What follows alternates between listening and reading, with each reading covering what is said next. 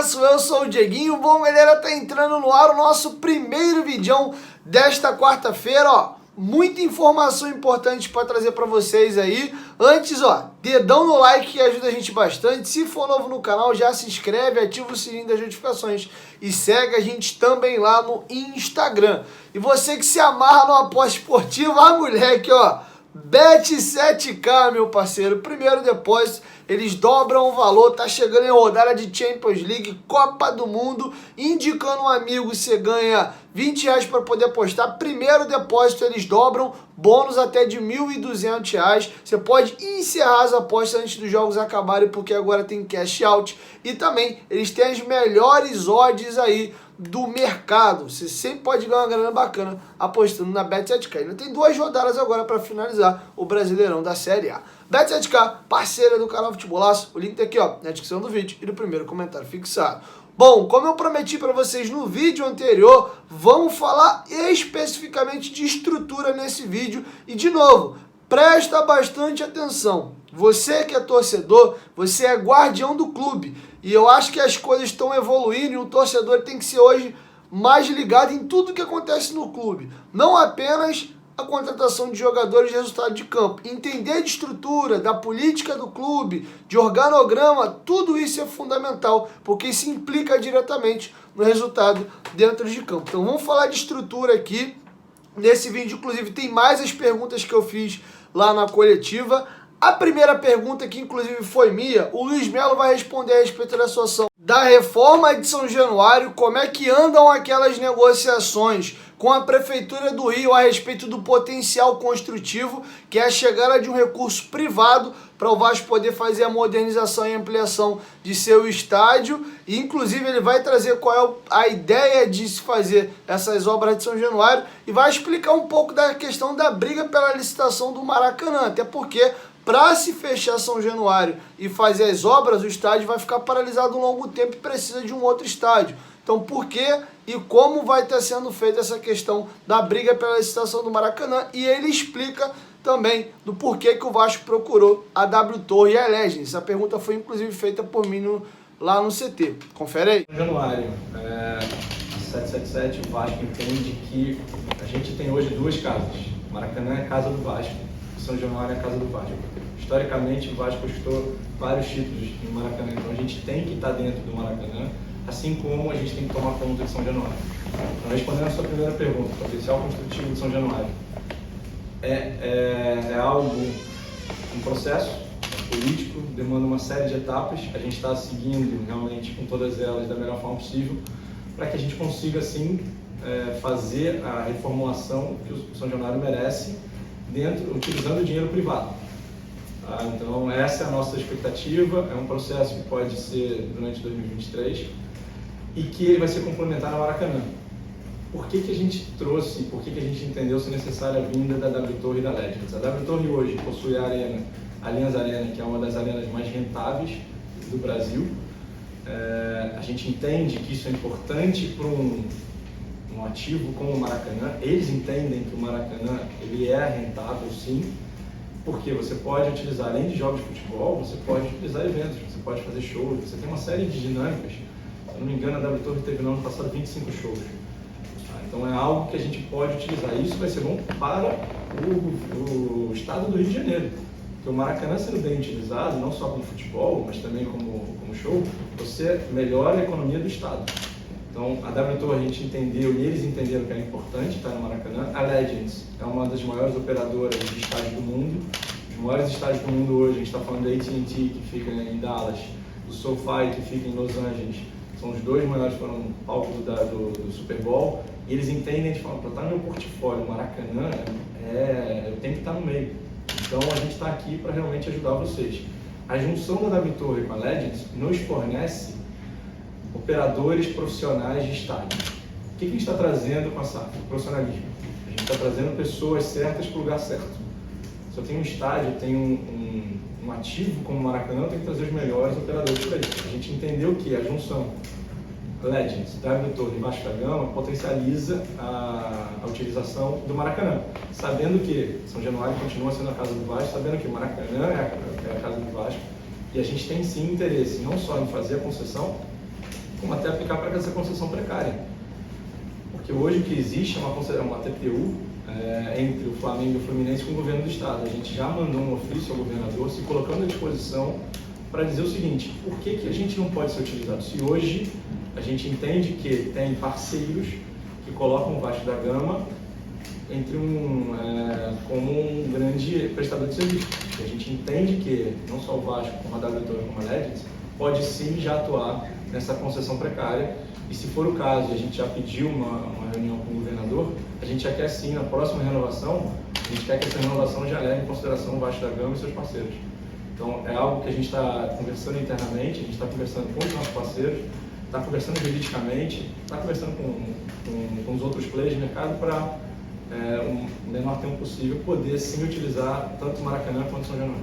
Bom, e agora um assunto de extrema importância, que é complemento da resposta anterior. Está se dizendo aí na boca miúda de que existe uma grande possibilidade do governo do estado entregar a licitação do estádio para o Fluminense e para o Flamengo, mesmo com o Vasco tendo apresentado a melhor proposta.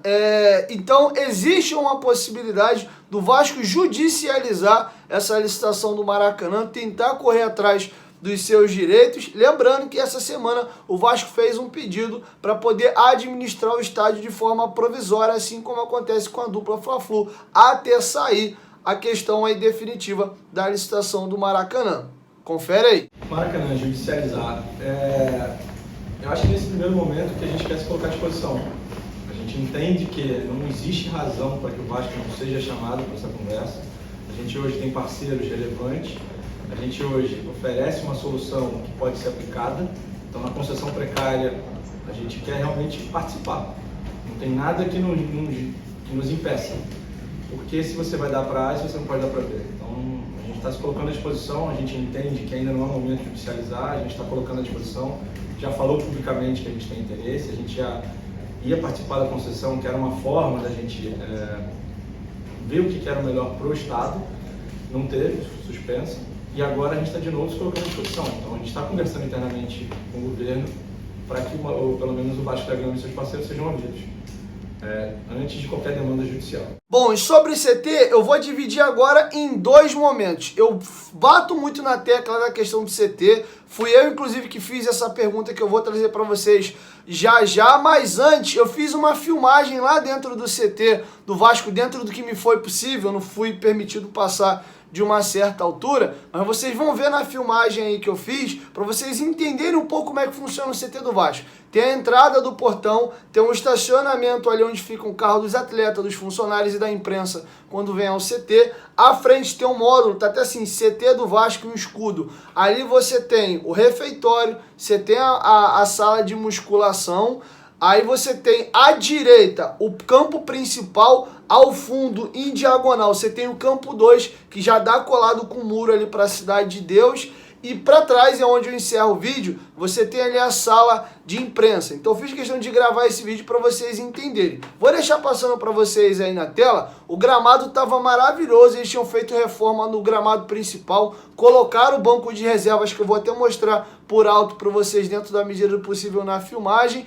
E as obras no CT já iniciaram desde quarta-feira, quando o time viajou para Itu. Então vocês viram na foto que o gramado estava lindo, e agora na filmagem vocês vão ver que o gramado vai estar detonado, porque já passou muito trator por cima ali nas obras que eles já estão fazendo, e a expectativa é quando os jogadores retornem dia 8 de dezembro e até o início do Carioca, uma série de melhorias vai ser feita dentro do CT. Então vou deixar com vocês primeiro as imagens que eu fiz e eu já volto para poder trazer para vocês a pergunta e a resposta do Luiz Melo a respeito do planejamento do CT. Primeiro fiquem com as imagens que eu gravei ontem lá no CT. Fala galera, então, passando aqui para mostrar para vocês algumas coisas breves.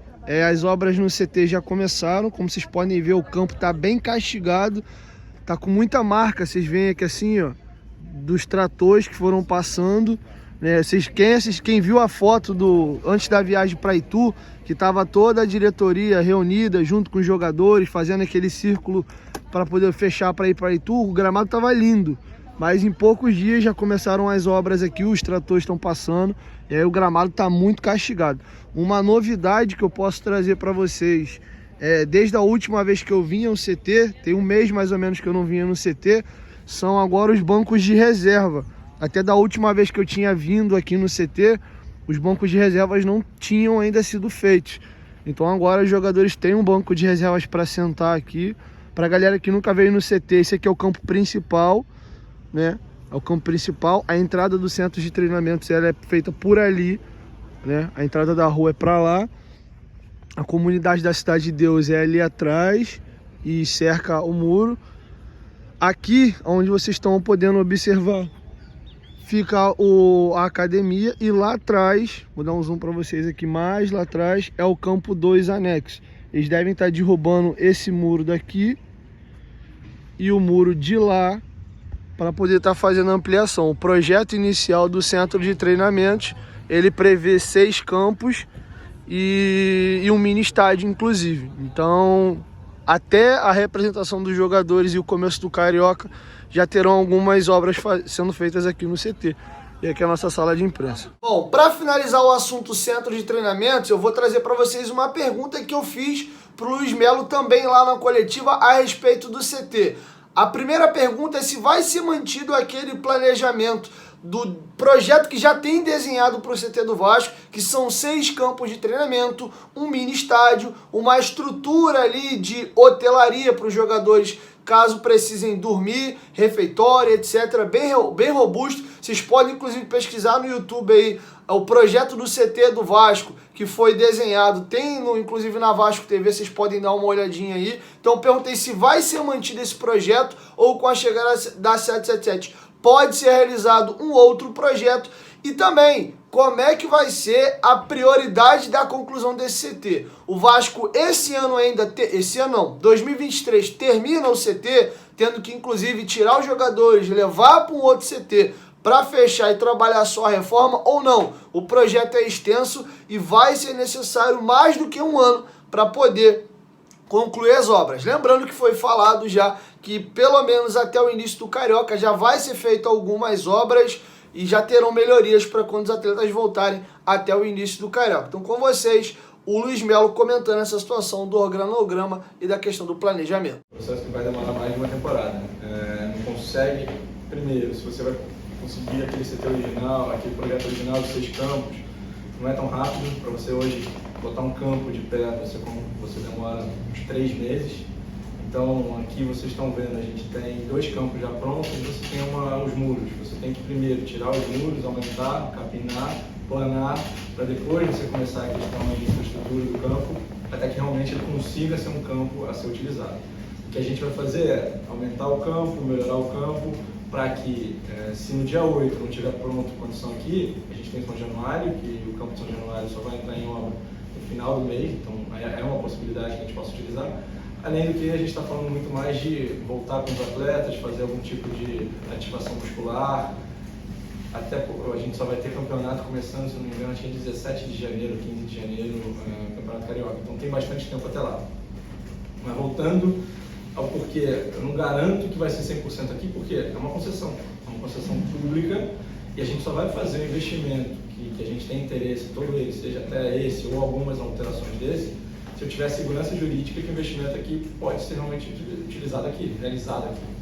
Então a gente está conversando com a Prefeitura, no caso do CT Moacir Barbosa, a gente está conversando com o Governo Federal, no caso do CT de Caxias, para que a gente tenha todas essas respostas dadas pelo poder público, para que aí sim a gente consiga fazer o investimento. Então até que esse investimento seja realmente, até que essa decisão seja feita, a gente vai fazer os investimentos necessários para dar conforto aos atletas. Durante o período, a gente até distribuiu algumas fotos, a gente deu algum tipo de cara de marca de Vasco no CT, a gente vai fazer algumas obras na pavimentação, a gente vai trazer um pouco de conforto aos atletas, porque a gente entende que hoje o CT do profissional ele é o melhor utilizado e até dezembro eu imagino que isso já vai estar um pouco mais adiantado. Então a próxima vez que vocês estiverem aqui, não sei se na próxima, mas durante esse período e antes até do começo do Carioca já vai ter algumas mudanças sensíveis. Bom, e agora 2 temas muito importantes. O Luiz Melo falou no vídeo que eu trouxe para vocês ontem à noite aqui no canal. Quem não assistiu, recomendo assistir esses 2 vídeos que eu estou fazendo, que é muito importante a respeito dessa revolução que o Vasco vai iniciar agora, de mudança por completo.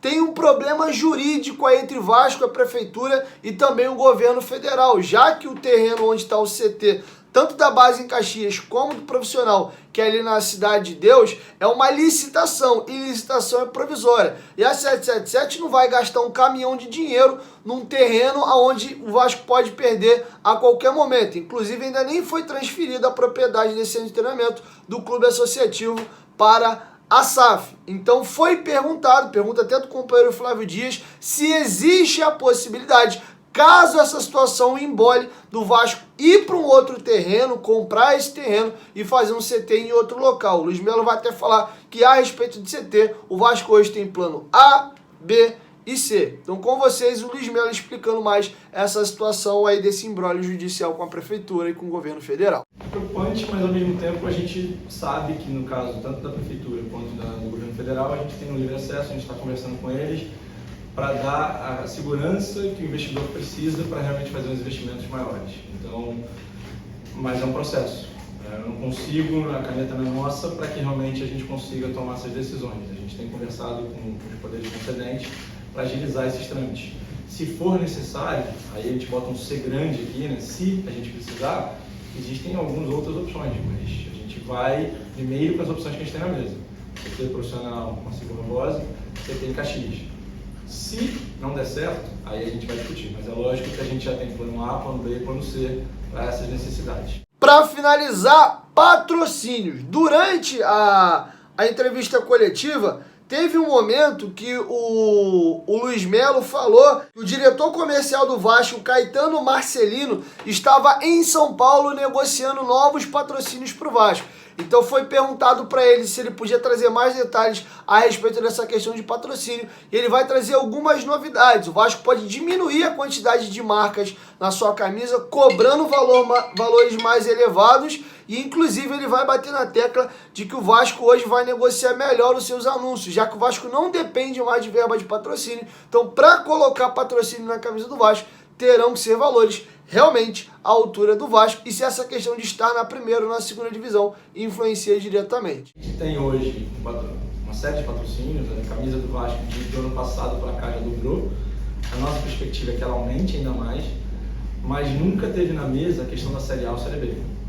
Então, até foi bastante noticiado na época que um dos patrocinadores queria colocar uma cláusula de Série B, porque o Vasco estava na Série B, e a gente se recusou.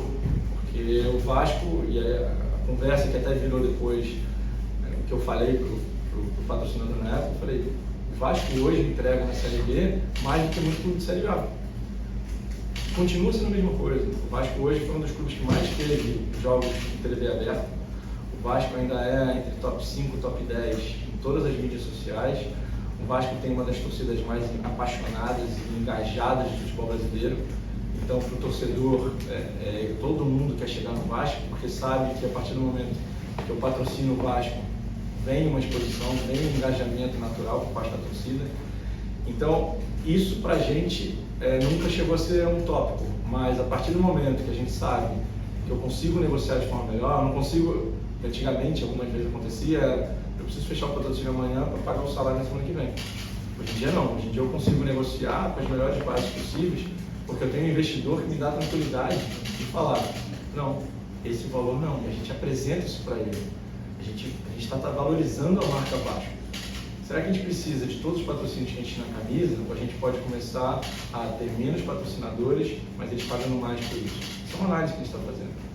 Como é que eu consigo fazer, e aí a gente volta à questão do sócio-torcedor, como é que eu consigo utilizar o sócio-torcedor, e aí volta um pouco da pergunta do Diego, para ele sentir que o que ele está pagando vai para o Vasco, mas que ele ao mesmo tempo também está tendo algum tipo de benefício. A gente até no último jogo, no penúltimo jogo em casa, foi contra o Sampaio, no último jogo em casa, contra o Sampaio Correia, a gente deu um desconto de 25%, que não era preciso. O Vasco, dos últimos 19 jogos em casa, 16 ele teve casa cheia. Então, na verdade, se você analisar de uma forma econômica, a gente podia aumentar o valor do ingresso, que mesmo assim ainda tem procura. A gente preferiu diminuir, que era uma forma que a gente tinha, que estava na nossa mão, de agradecer ao torcedor por tudo isso.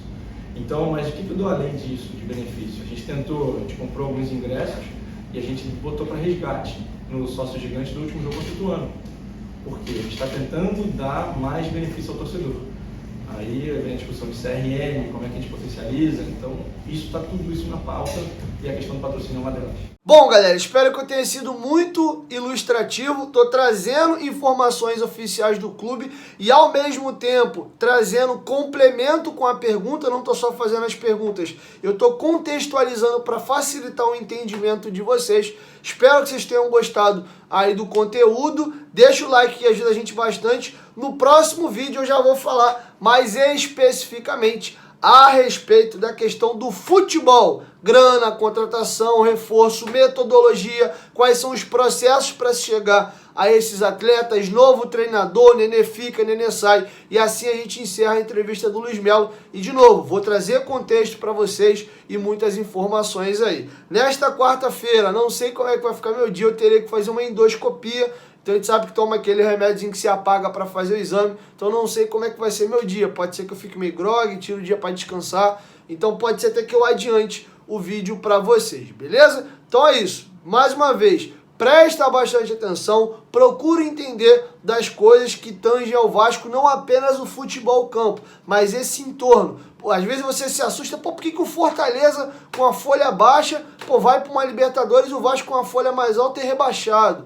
Estrutura, organização, profissionalismo. Por que o América Mineiro tem feito as campanhas que tem feito? Por que o Ceará ano passado também foi bem? O Cuiabá não cai, o Vasco acaba caindo. Por que o Atlético Paranaense era um clube médio do futebol brasileiro e vem nos últimos anos aí virando uma potência? Tem o estádio mais moderno do Brasil, pau a pau ali com a Arena do Corinthians, acho até mais moderno. O centro de treinamento do Atlético Paranaense é um negócio surreal, o CT do Caju.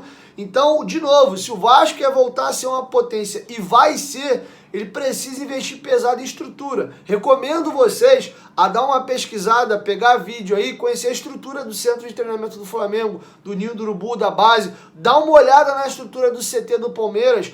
O São Paulo, que inclusive está um pouco atrás desses dois clubes, já tem uma estrutura surreal. O Vasco tem hoje 2 campos ali, uma sala de imprensa muito pequena, muito simples o CT do Vasco, que dá para dizer mais que um complexo esportivo do que um centro de treinamento de um clube de ponta. Então esse processo leva tempo. Quem lembra das piadas que eram feitas do Flamengo, quando o Flamengo treinava ainda nos containers, quando o goleiro do Flamengo se contunde no CT com o Vanderlei Luxemburgo e é carregado num carrinho de obra, né? Carrinho de mão, e virou meme, zoaram. E vão ver agora a situação qual o clube se encontra. Inclusive, eu discuti isso no grupo de membros do canal esses dias. Um jogador como Arturo Vidal, Davi Luiz, Felipe Luiz quando vem ao Brasil, Daniel Alves, esses atletas não viriam ao Vasco hoje com toda essa grana que o Vasco vai ter com a 777. E explico por quê. Atleta de ponta, eles sabem a importância de um centro de treinamento. Cito o Diego Costa também quando for Atlético Mineiro.